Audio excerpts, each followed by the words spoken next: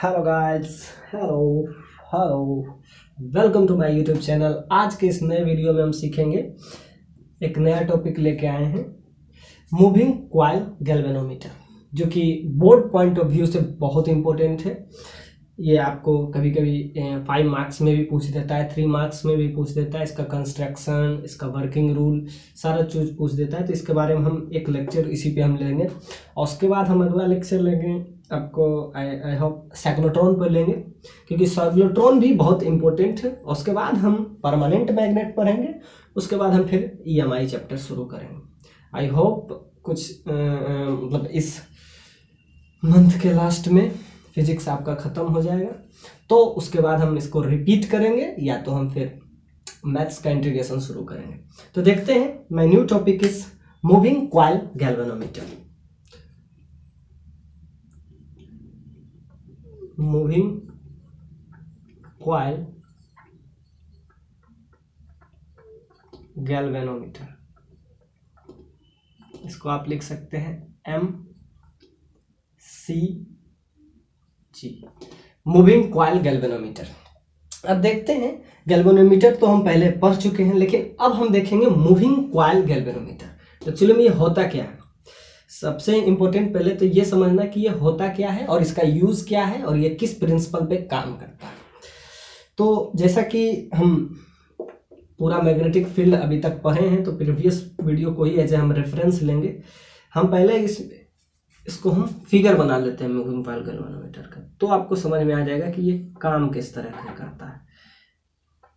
दो हम permanent magnet लेते हैं, सॉफ्ट आयरन कोर से बना हुआ परमानेंट मैग्नेट। ये देखिए, आपका नॉर्थ पोल हो जाएगा, ये आपका साउथ पोल हो जाएगा। अब हम क्या करते हैं, इसके बीच में एक रेक्टेंगुलर स्ट्रिप लेते हैं, रेक्टेंगुलर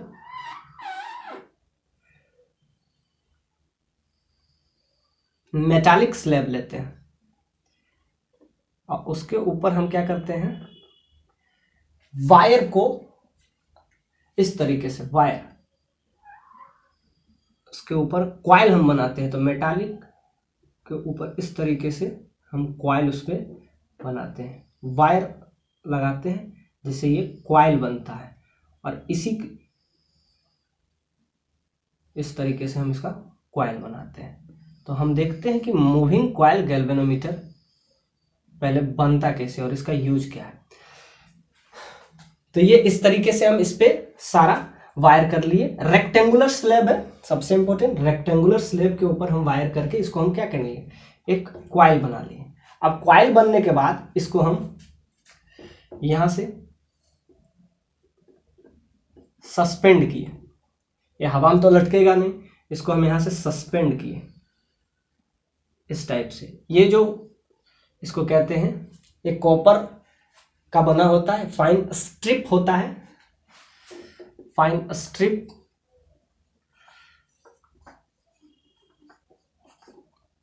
ये बना किसका होता है, फॉस्फर,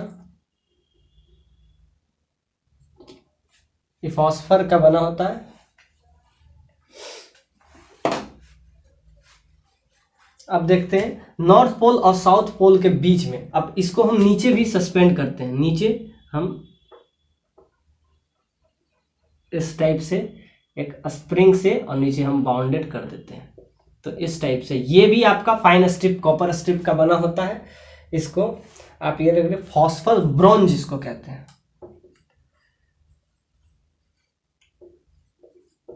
ये भी फॉस्फर ब्रॉन्ज का बना होता है, और ये भी आपका उसी चीज का बना होता है।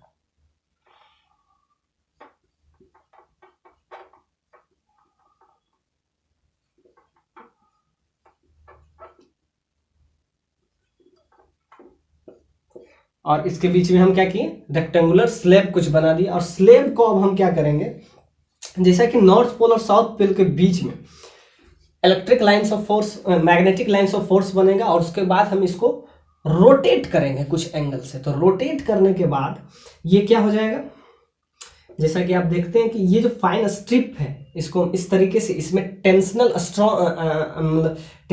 स्ट्रेस बनेगा, और उसके बाद ये हम नीचे क्या लगाए हैं, स्प्रिंग, और स्प्रिंग में क्या हो जाएगा, स्प्रिंग का नेचुरल लेंथ डिफ्लेक्ट हो जाएगा, जिसके वजह से ये मूव करेगा और इस तरीके से ये एसएचएम टाइप कुछ मूव करेगा। तो ये आपका बना फिगर मूविंग कॉइल गैल्वेनोमीटर का। देखिए काम किस तरीके से करेगा, सिंपल सा बात है, दो मैग्नेट के बीच में हम कॉइल रख दिए, ये आपका कॉइल बना है। कॉइल कैसे बना है, ये आपका सिलेंड्रिकल शेप का है, वो दिख भी रहा है,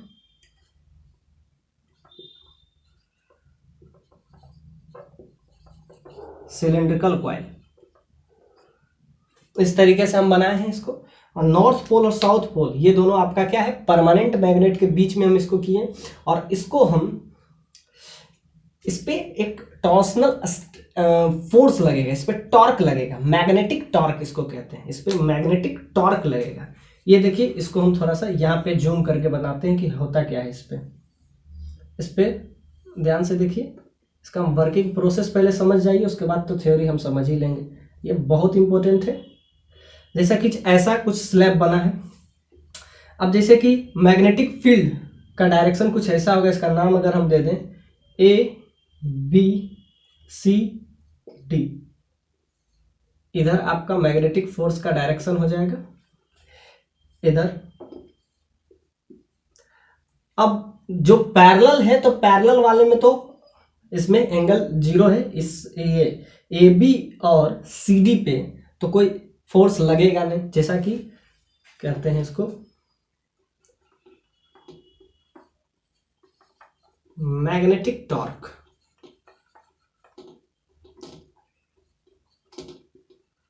मैग्नेटिक टॉर्क का जो वैल्यू होगा वो क्या होगा, यहां से सबसे इंपॉर्टेंट टॉर्क, जबकि इसका अगर लेंथ हम ले लें, तो इसका लेंथ अगर हम A लें, तो इसका ब्रेथ हमको B लेना पड़ेगा। रेक्टेंगल है, हम पहले वाले सिलिंड्रिकल, रेक्टेंगल से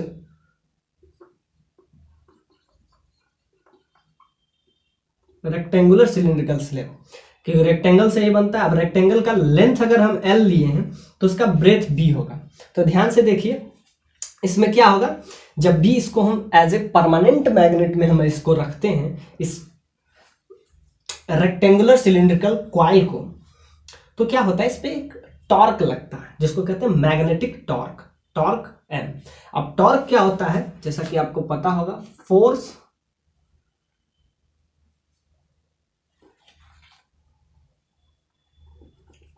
ये आपको पता होगा R क्रॉस F होता है, जैसा कि आपको पता होगा। अब इसमें R का वैल्यू क्या होगा, क्योंकि देखिए जो पैरेलल है, अब एंगल इसमें अगर ध्यान से देखिए, एंगल जिसका एंगल अगर इस 0 हो, तो इसमें इस केस में, किस केस में, AB एंड CD के केस में एंगल किस क्या बन जाएगा, एंगल बन जाएगा 0, साइन 0 क्या हो जाता है, 0। लेकिन अगर हम केस करते हैं इन case of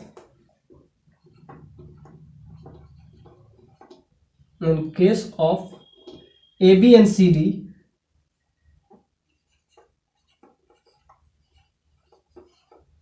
magnetic torque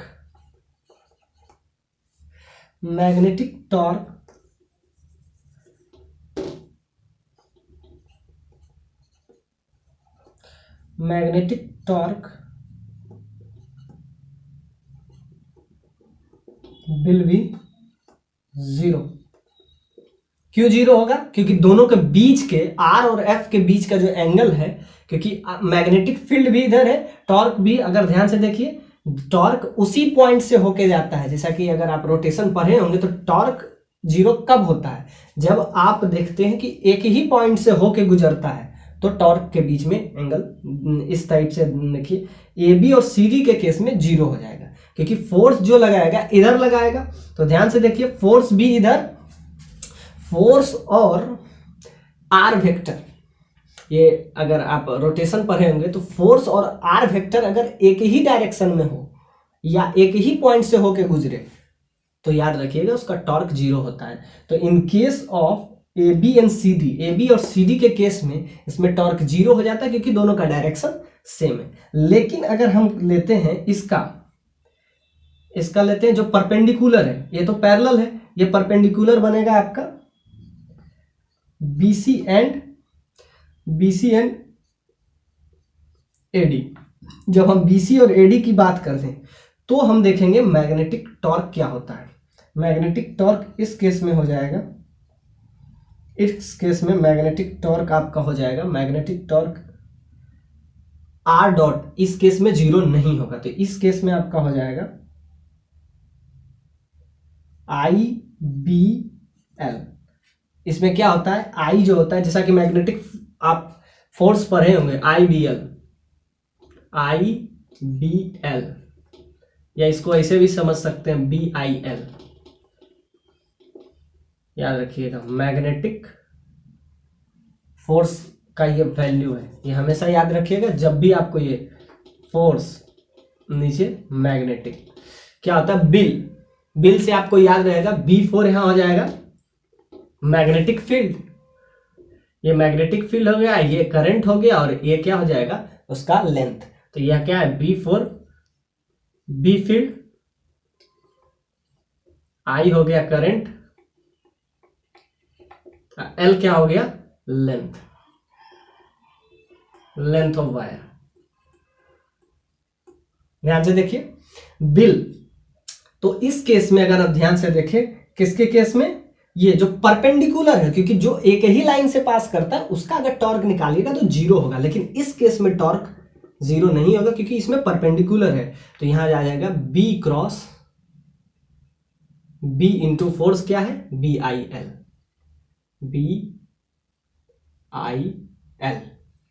L क्या है लेंथ, तो लेंथ इसका क्या होगा A, तो इस केस में कैपिटल A ले लेते हैं, स्मॉल ए लीजिए या कैपिटल ए लीजिए, तो यहां से आपका क्या आ जाएगा A इंटू B, इसको A ले लेते हैं कुछ टाइम के लिए, bill L for length of wire. Length of wire इस केस में क्या होगा, जिस केस में हम फोर्स निकाल रहे हैं तो फोर्स के केस में लेंथ A हो जाएगा, और यहाँ पे क्या है B।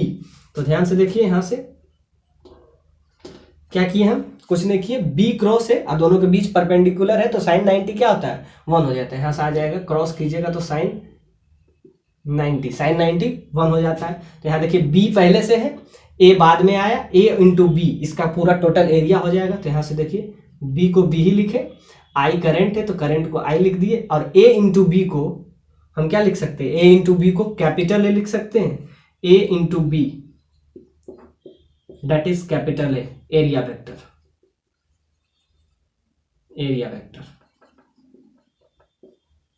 ध्यान से देखिए ये A है ये B है, A इंटू B क्या हो जाएगा इसका एरिया वेक्टर, तो क्या होगा कैपिटल A और ये हो जाएगा कैपिटल A। ध्यान से देखिए ये एक कॉइल की बात कर रहे हैं हम, एक टर्न्स की बात कर रहे हैं, ऐसे इसमें ना जाने कितने टर्न्स होंगे, इसमें कैपिटल N क्या हो जाता है total number of turns, capital N क्या हो गया टोटल नंबर ऑफ टर्न्स, तो एक टर्न का इतना तो टोटल टर्न का कितना हो जाएगा N। तो ये आपका आ गया magnetic torque M for magnetic. तो इसमें इतना टॉर्क लगेगा, जब इसको हम परमानेंट मैग्नेट के बीच में रेक्टेंगुलर सिलेंड्रिकल कॉइल रखते हैं तो उस पे मैग्नेटिक टॉर्क लगता है, उस पे मैग्नेटिक फोर्स लगता है, मैग्नेटिक फोर्स के वजह से मैग्नेटिक टॉर्क लगता है, और मैग्नेटिक टॉर्क का वैल्यू कितना हो जाता है NIAB, where N is the total number of turns, this is the N is the total number of turns, B is the magnetic field, this a strong magnet, and I is the current inside this coil, and A is the area vector of this rectangular slab। अब हम देखें तो ये आ गया आपका torque. अब ये torque को बैलेंस कौन करेगा, अब ये टॉर्क को बैलेंस करेगा नीचे का आपका क्या कौन सा, नीचे का ये आपका क्या है स्प्रिंग, नीचे हम इसीलिए स्प्रिंग लगाए। अब स्प्रिंग का जैसा कि आप पढ़े ही होंगे, स्प्रिंग जो होता है रीस्टोरिंग टॉर्क लगाता है। रीस्टोरिंग मतलब वो हमेशा स्प्रिंग का एक नेचर होता है कि वो हमेशा अपना नेचुरल लेंथ में आना चाहता है। जब इस पर टॉर्क लगेगा तो ये क्या थोड़ा सा मूव करेगा, जिस तरफ फोर्स लगेगा, टॉर्क क्या है, फोर्स ही है, फोर्स लगेगा तो ये मूव करेगा, जिसके वजह से इसमें ट्विस्ट आएगा। ट्विस्ट आएगा उसको कहते हैं टॉर्सनल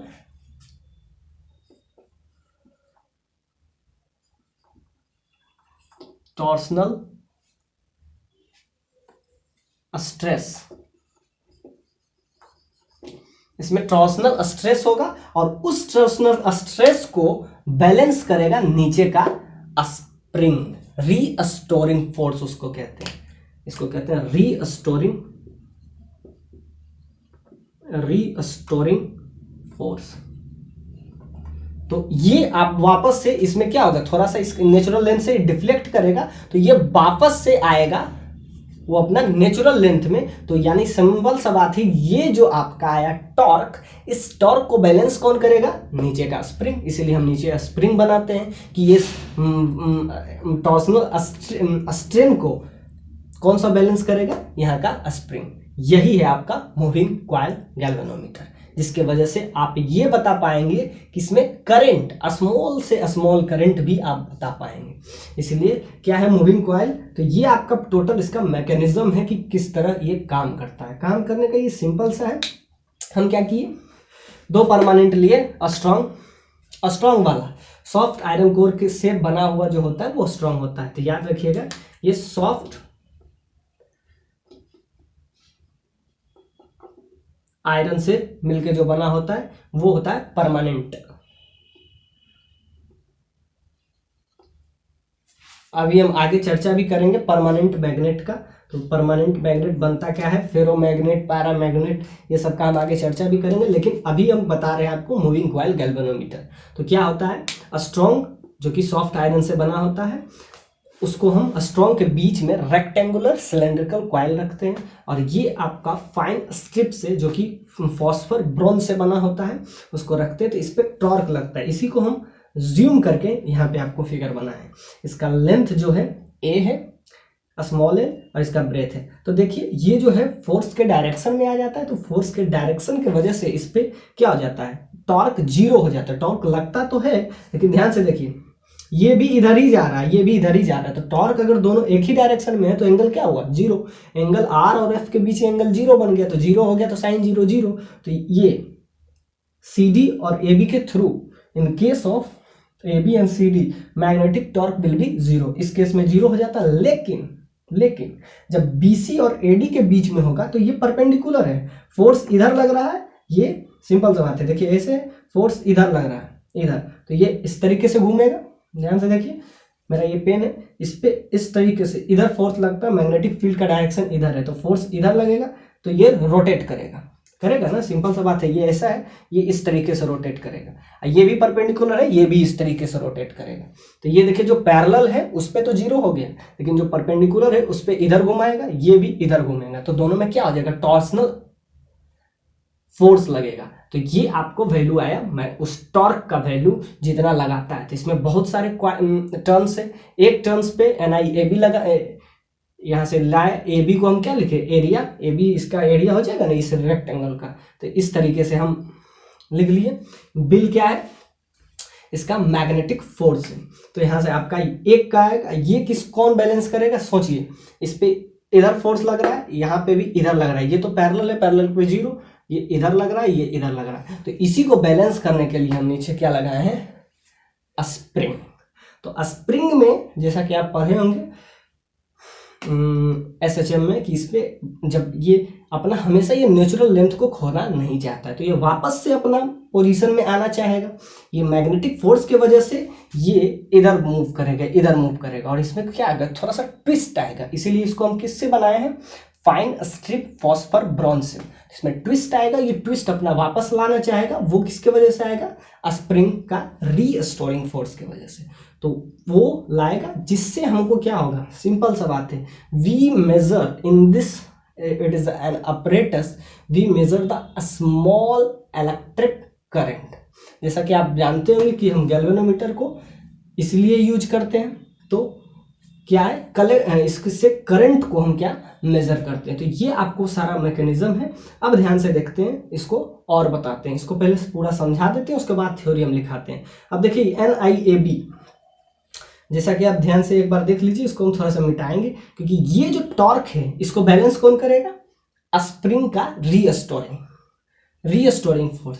ये देखिए ये स्प्रिंग है, ये थीटा एंगल से थोड़ा सा डिफ्लेक्ट करेगा, उस थीटा को क्या कहेंगे, एंगुलर डिस्प्लेसमेंट। तो देखिए उसको बताते हैं।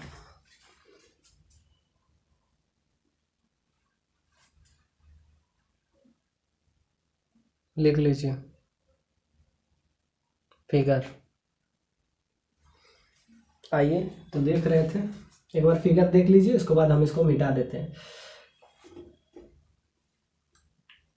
और अगर फिगर बना हुआ है तो इसी को हम थोड़ा सा और एक्सटेंड कर लेते हैं, उसके बाद हम थ्योरी लिखेंगे। टॉर्क आपका क्या है, टॉर्क का वैल्यू आपका आ गया I is the current, I is current, A cross B, याद रखिएगा हमेशा ए बी को ए क्रॉस बी लिखते हैं। अब ये आपका आया मैग्नेटिक टॉर्क, क्या आया, इसी को आप लिख सकते हैं N total number of turns है, आई क्या है करंट है, और ए क्रॉस बी, ए क्या है यहाँ पे एरिया वेक्टर लिख दिए हैं, A is area vector, capital A is area vector, N is the total number of turns and I is the current in this coil. अब ध्यान से देखते हैं कि ये जो टॉर्क है मैग्नेटिक टॉर्क, ये इसको कौन बैलेंस करेगा, इसको बैलेंस करेगा आपका स्प्रिंग। तो ये किसके बराबर हो जाएगा, NIAB जो होगा ये बराबर होगा मैग्नेटिक फोर्स। मैग्नेटिक फोर्स क्या होता है, K इंटू थीटा, और यहाँ K क्या है, कांस्टेंट है, कांस्टेंट है, और थीटा क्या है, एंगुलर डिस्प्लेसमेंट, एंगुलर डिस्प्लेसमेंट, ये आपका एंगुलर डिस्प्लेसमेंट है। ये अब इसके बराबर हो जाएगा। तो यहां से आप ध्यान से देखिए NIAB is equal to K theta. तो यहां से आ जाएगा जो कांस्टेंट टर्म है वो तो वही रह जाएगा, बाकी यहां से आपका जो है एक वेरिएबल आएगा।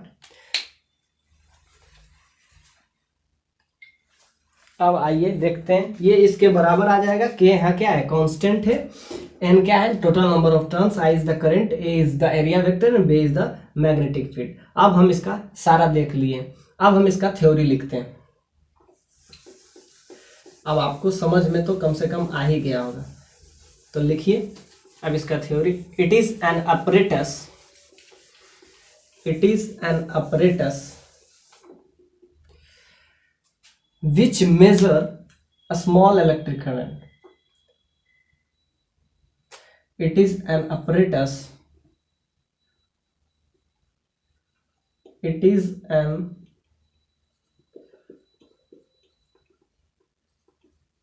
apparatus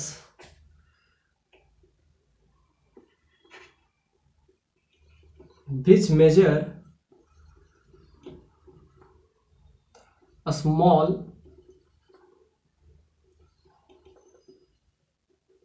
electric current. यानी कि इसके थ्रू आप क्या कर सकते हैं, स्मॉल इलेक्ट्रिक करंट को आप मेजर कर सकते हैं। ये तो जूम किए थे, मेन तो फिगर आपका यही वाला है, ये नॉर्थ पोल, ये आपका साउथ पोल। अब इसका हम सारा थ्योरी अब देख लेते हैं, क्योंकि एग्जाम में अगर आया तो आपको थ्योरी भी लिखना पड़ेगा। ये तो आपको समझाने के लिए, समझ में आ गया मतलब, अब तो कुछ है ही नहीं, क्या क्या जो जो लिखे थे। अब क्या है, it is an apparatus which measure a small electric current. अब ध्यान से देखते हैं इसका कंस्ट्रक्शन किस तरीके से बना है।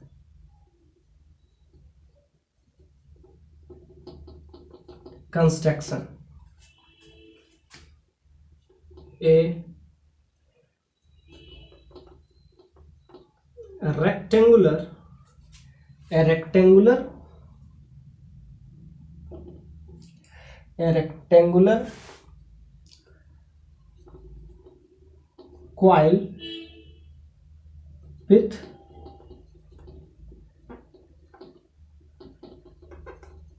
सेवरल टर्न्स, कैपिटल एन लिख देते हैं, कितना नंबर ऑफ टर्न्स है, a rectangular coil with several turns, its several turn is suspended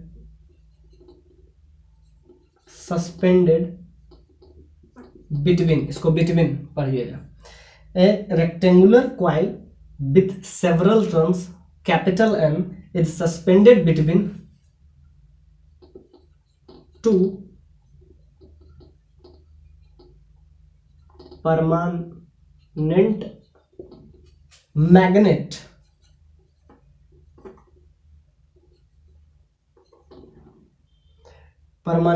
magnet made of soft iron, किस चीज से बना होता है, soft iron, a rectangular coil with several turns capital N suspended between the two permanent magnet made of soft iron core. अब क्या करेंगे, अब ये किस चीज से सस्पेंडेड है, ये सस्पेंडेड है, और ये जो है मेटल, ये जो सस्पेंडेड है, ये जो line, it is suspended with fine strip, it is suspended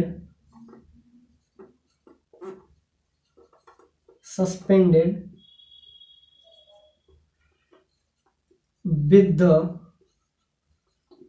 help of fine strips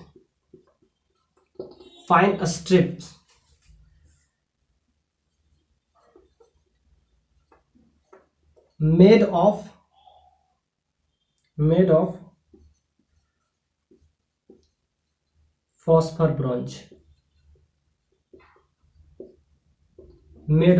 phosphor bronze, and the lower part of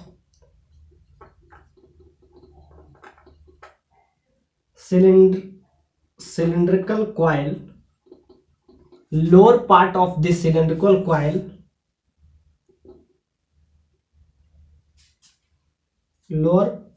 this cylindrical coil is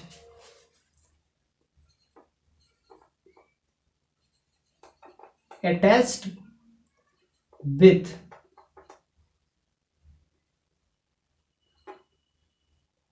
a spring, इसका भी साइड में लिख दीजिए, मेड ऑफ फॉस्फर ब्रॉन्ज, ये भी आपका phosphor bronze से है। क्या क्या आप सीखे, इसका हम कंस्ट्रक्शन देखें। अब हम इसका देखते हैं वर्किंग रूल। देखिए, कोई भी चीज अगर आएगा एकदम डिटेल में आप लिखिए उसका। It is an apparatus which major the small electric current. Construction में क्या लिखेंगे, एक रेक्टेंगुलर स्लेब है जो कि नॉर्थ पोल और साउथ पोल के दो परमानेंट मैग्नेट के बीच में हम इसको सस्पेंड करके रखे हैं, और ये सस्पेंशन जो स्ट्रिप है ये किस चीज का बना है, फॉस्फर ब्रोंज, या नीचे वाला भी आपका फॉस्फर ब्रोंज से है। तो ये जो लोअर साइड है, अपर साइड है जो कि किससे बना हुआ है, लोअर साइड जो है वो स्प्रिंग से कनेक्टेड है। इट इज सस्पेंडेड, इसको सस्पेंड किए, it is suspended with the help of the fine strip made of phosphor bronze and the lower part of this cylindrical coil. ये जो क्वाइल है इसको हम क्या करते हैं, क्वाइल कैसे बनाते हैं ये हम आपको प्रीवियस लेक्चर में बताए हैं। क्या करते हैं, क्वाइल को सिंपली क्या करते हैं, ये देखिए आपका वायर है, ये वायर है, इसको हम क्या करते हैं, एकदम बहुत ही क्लोजली अटैच्ड करते हैं। अगर आप मेरा प्रीवियस वीडियो देखे होंगे तो उसमें हम इस टाइप से बताए हैं। तो इस टाइप से हम बताएं, इसमें करंट का क्या होता है, करंट बहता है, और इसको सबसे पहले इसको मेटल रहता है, मेटल रेक्टेंगुलर मेटल पे हम क्या करते हैं, उस पे वायर सस्पेंड करते हैं, और वायर में करंट को हम क्या करते हैं, बहाते हैं, जिसकी वजह से वो क्वाइल बनता है। अभी तो हम क्वाइल हम पिछले लेक्चर में बताए थे, और वो एक दूसरे से बहुत ही क्लोजली अटैच्ड होते हैं और वो एक इंसुलेटर से एक दूसरे को मतलब उसको कोट करते हैं इंसुलेटर से। ये वायर को एक दूसरे से बहुत ही कंबाइंड क्लोजली अटैच्ड कर देते हैं और उसके बाद सारे वायर को क्या करते हैं, उस पर कोटिंग करते हैं, इंसुलेटर का कोटिंग करते हैं जिससे कुछ में शॉर्ट सर्किट ना हो। तो ये आपका कॉइल बना है और ये कॉइल पे हम किए। अब हम इसका देखते हैं, ये हुआ कंस्ट्रक्शन। अब हम देखेंगे इसका वर्किंग रूल, ये काम कैसे करता है। आई होप देख लीजिए, इसको एक बार लिख लीजिए, उसके बाद हम मिटा देते हैं इसको। अब हम इसका क्या देखते हैं, वर्किंग रूल, ये काम कैसे करता है।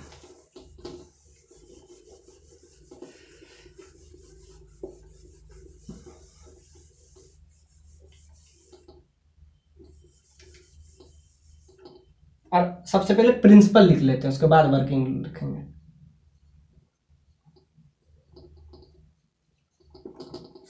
It is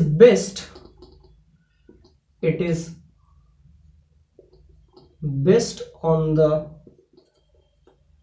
the principle of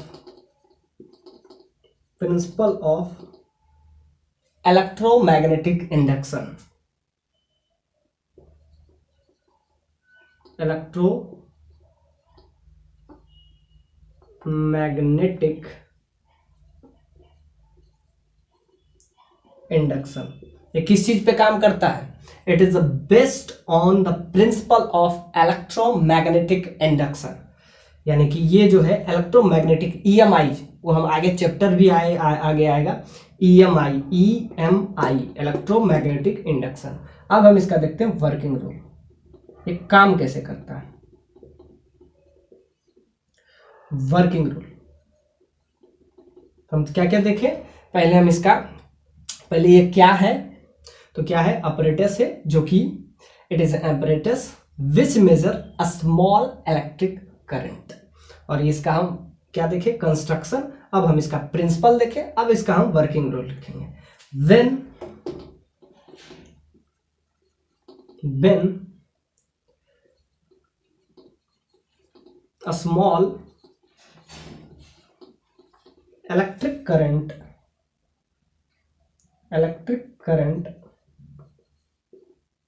is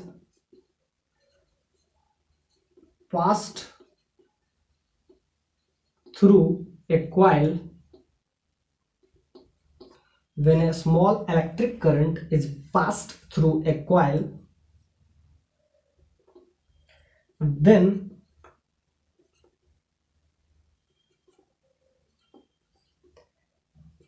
magnetic torque, magnetic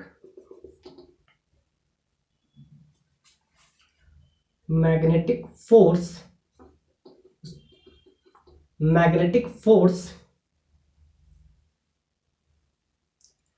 acting on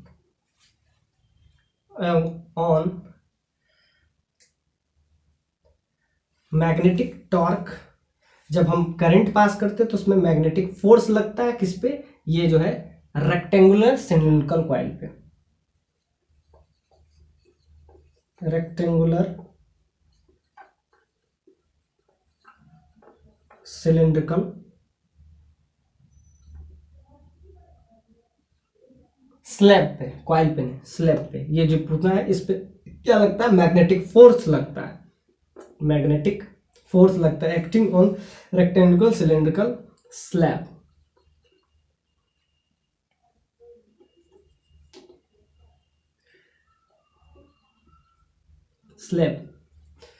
by which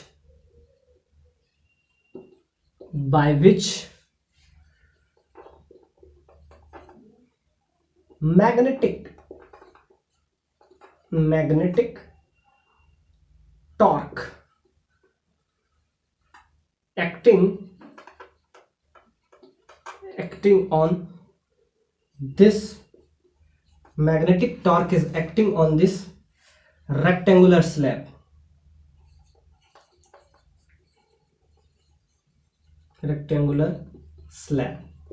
अब क्या होता है, जब हम करंट बहाते हैं तो उस पर फोर्स लगता है, मैग्नेटिक फोर्स, और वही magnetic force magnetic torque develop करता है, और वही magnetic torque, in this magnetic torque इसको क्या करता है, मूव कराता है।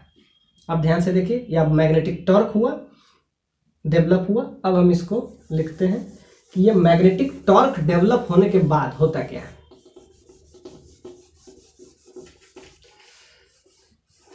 अभी मैग्नेटिक टॉर्क हुआ, और यही मैग्नेटिक टॉर्क जो है, मैग्नेटिक टॉर्क का जो वैल्यू होगा, टॉर्क M4 मैग्नेटिक टॉर्क का value NI(A)×B,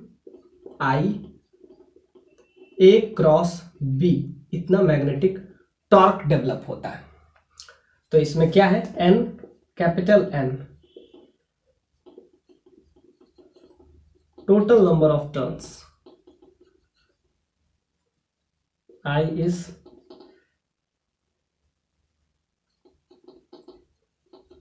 current in coil, A क्या है यहां पे, एरिया, एरिया वेक्टर, एरिया किसका, इस रेक्टेंगुलर स्लैब का, बगल में लिख लेते हैं रेक्टेंगुलर स्लैब, स्लैब, एरिया किसका, ये रेक्टेंगुलर स्लैब का। V क्या है यहां पे, मैग्नेटिक फील्ड,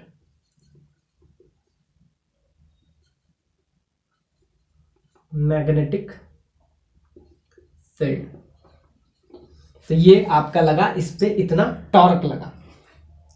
अब इस टॉर्क के वजह से वर्किंग रूल क्या है, when a small electric current is passed through a coil, then the magnetic force is acting on rectangular cylindrical slab by which magnetic torque is acting on this। अब magnetic force लगा तो इस पे torque भी लगेगा, और torque के वजह से इस पे इतना टॉर्क लगा। टॉर्क में क्या है, कैपिटल एन क्या है, टोटल नंबर ऑफ टर्न्स है, और ये आई क्या है, करंट इन कॉइल है, A is area vector and B is magnetic field. अब क्या होता है, इस टॉर्क को बैलेंस कौन करता है, इस टॉर्क को बैलेंस करता है ये नीचे का स्प्रिंग। तो when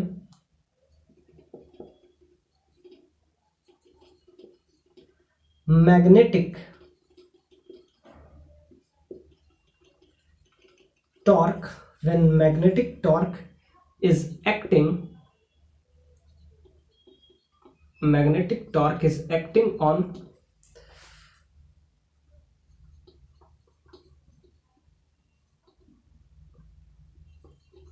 rectangular slab, when this magnetic torque is acting on the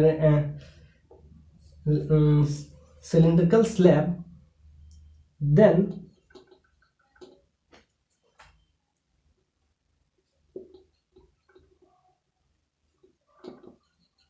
torsional stress develops,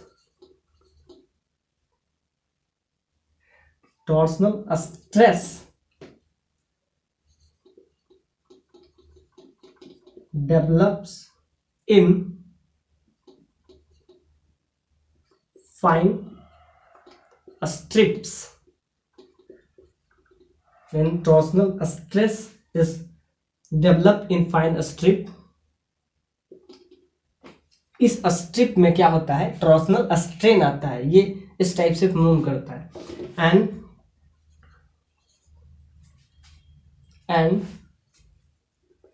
restoring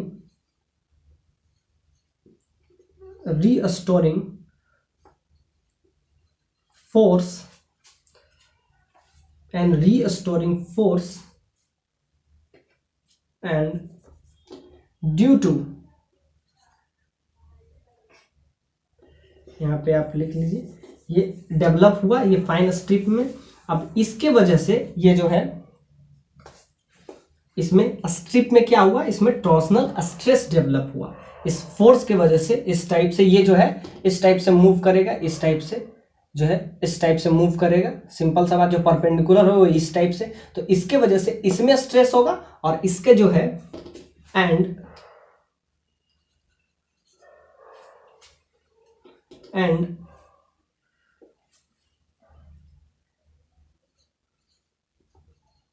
restoring force is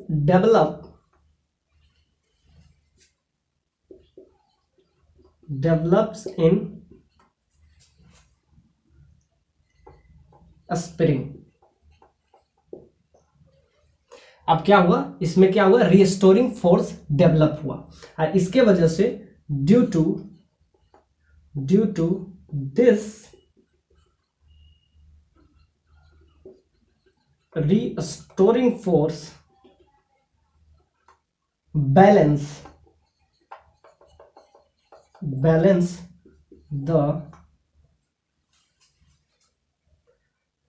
the magnetic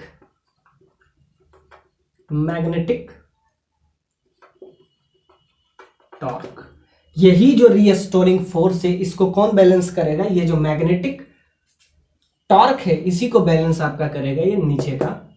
simple सा बात है, ऊपर में जो इसमें स्ट्रेस हुआ इसी को ये क्या करेगा, बैलेंस करेगा at equilibrium position. Equilibrium position में क्या होगा, ये देखिए सिंपल सा बात है कि ये पैरेलल वाले को तो कुछ नहीं होगा, लेकिन ये इधर जाएगा, ये भी इधर जाएगा, इसी को ये स्प्रिंग है जो रोकेगा। तो एक ऐसा पोजीशन आएगा, ये आगे जाएगा, ये भी आगे जाएगा, लेकिन ये आगे उसको आगे जाने देगा नहीं। ये भी हम इसीलिए ऊपर और नीचे दोनों को हम क्या किए हैं, बांध के रखे। तो ये आगे जाने की कोशिश करेगा, इस पे भी टॉर्क लगेगा, ये भी आगे जाने का कोशिश करेगा, ये भी, लेकिन इसको कौन रोकेगा, इसको। तो एक ऐसा पोजीशन आएगा ये रोकेगा, तो वहां पे इक्विलिब्रियम पोजीशन पे।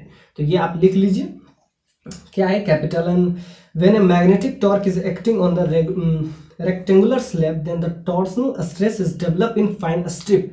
इसमें स्ट्रिप हुआ due to and restoring force is develop. इसमें रीस्टोरिंग फोर्स डेवलप होता है, एसएचएम में पढ़ाया जाता है रीस्टोरिंग फोर्स।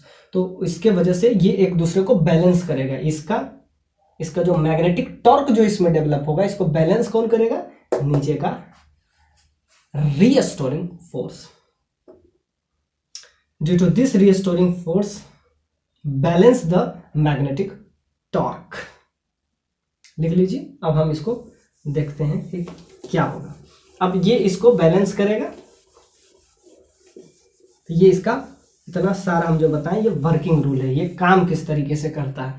तो यहां से आया आपका मैग्नेटिक टॉर्क, क्या आया, magnetic torque NI current A cross B, ये बराबर हो जाएगा किसके, K थीटा। ये क्या आपका है, रीस्टोरिंग फोर्स। अब ये इसके बराबर हो जाएगा।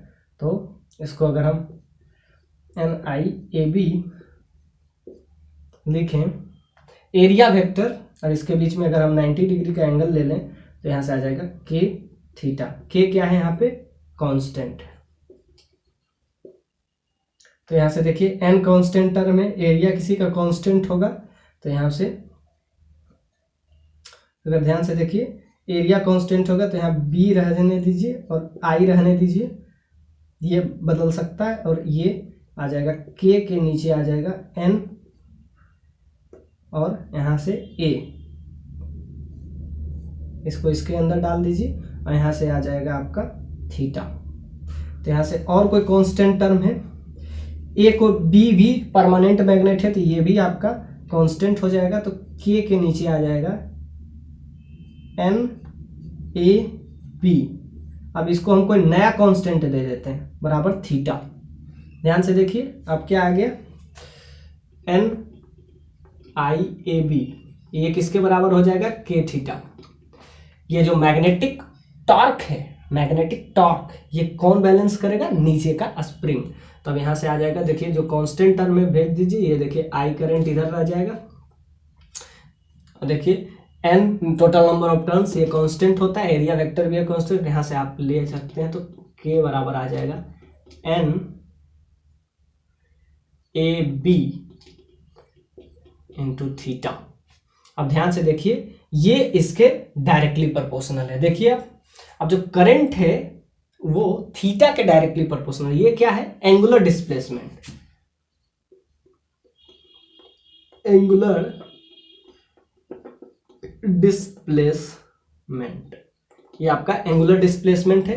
तो यहां से हम क्या पाए, यहां से हम पाए कि करंट जो है ये, अगर इसको हम कोई नया कांस्टेंट दे देते हैं तो करंट टॉर्सनल स्ट्रेन के डायरेक्टली प्रोपोर्शनल आ गया, क्योंकि देखिए n जो है total number of turns constant होगा, किसी का एरिया वेक्टर भी कांस्टेंट है, एरिया बढ़ता घटता नहीं है।